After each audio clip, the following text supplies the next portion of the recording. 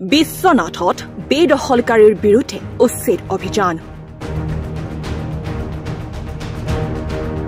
৩০৭টা পৰিয়ালৰ ঘৰত চলিব বৃহৎ উচ্ছেদ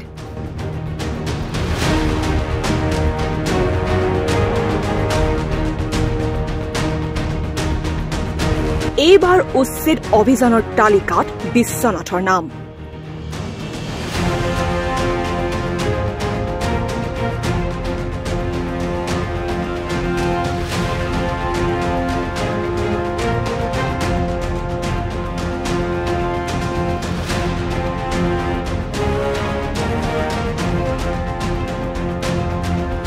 কাইলৈ অৰ্থাৎ দেওবাৰে বিশ্বনাথত বেদখলকাৰীৰ বিৰুদ্ধে চলিব প্ৰশাসনৰ বুলডোজাৰ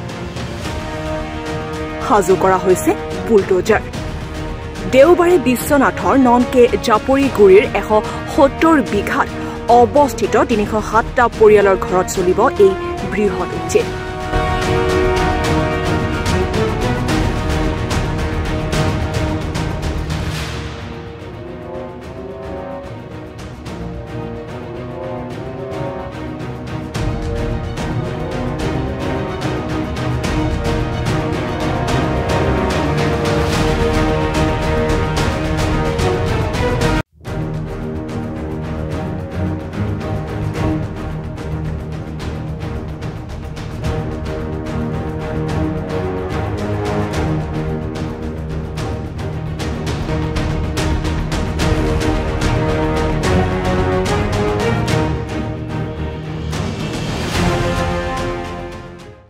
গিয়াও নাই মই মাৰি নিজে কাম কৰি কিনিছো এতিয়া আনকাম ভাঙি দিলে আনকাম যাবলৈ আমাৰ মাৰি গাড়ী নাই ক'ত যাম আমি বস্তুগুলো থবলৈ জাগা নাই মানুহ থাকিবলৈ জাগা নাই আৰু তিৰভুলো নাই মই ক'ত থাকিম ক'ত যাম আপোনাৰ ঘৰ ভাঙিছে ভাঙিছো বেলেগ মানুহ মাতি আনি ভাঙিছো মোৰ গিৰিয়া নাই চৰকাৰলৈ কি আহ্বান চৰকাৰে আনকে সহায় কৰিব লাগে ক'ত মাৰি গাড়ী দিব তাতে যাব লাগিব কিবা এটা সহায় কৰিব লাগিব মই ক'ত যাম চৰকাৰে সহায় নিদিলে মই ক'ত কাৰ ঘৰত যাম মোৰ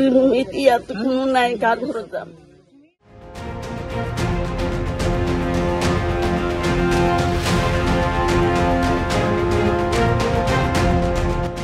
ইতিমধ্যে বিশ্বনাথ জিলা প্ৰশাসনে প্ৰস্তুতি সম্পূৰ্ণ কৰিছে উল্লেখ্য যে জিলাখনৰ বেদখলকাৰী কবলত আছে প্ৰায়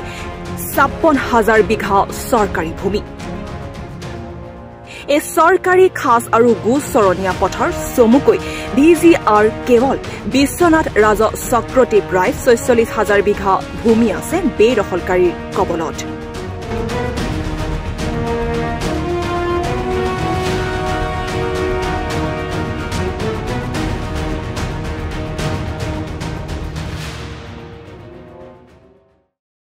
চৰকাৰে ইমান দিনতো আমাক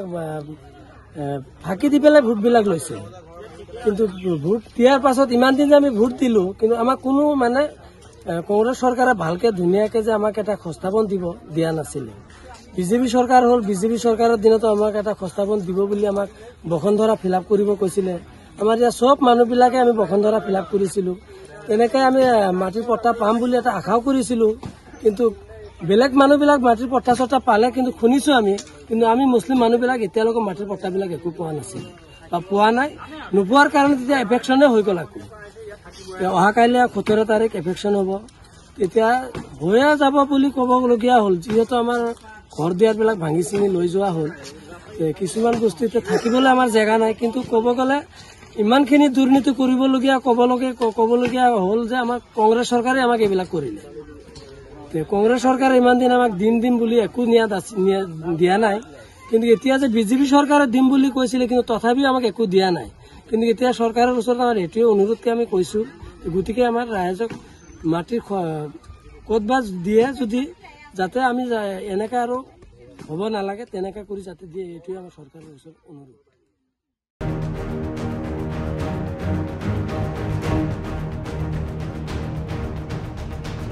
অৱশ্যে ইয়াৰে একাংশই মিছন বসুন্ধৰাৰ জৰিয়তে ভূমিস্বত্ব লাভ কৰাৰ সম্ভাৱনাও দেখিবলৈ পোৱা গৈছে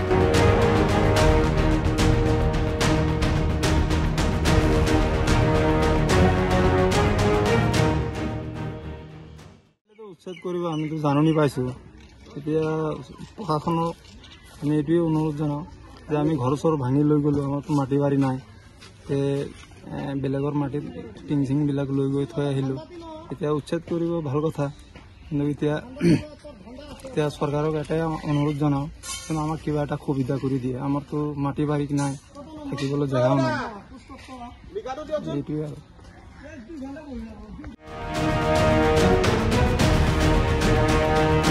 বিশ্বনাথৰ পৰা ৰুবেন মহন্তৰ ৰিপৰ্ট ডি নিউজ আৰু ডি নৰ্থ ইষ্ট।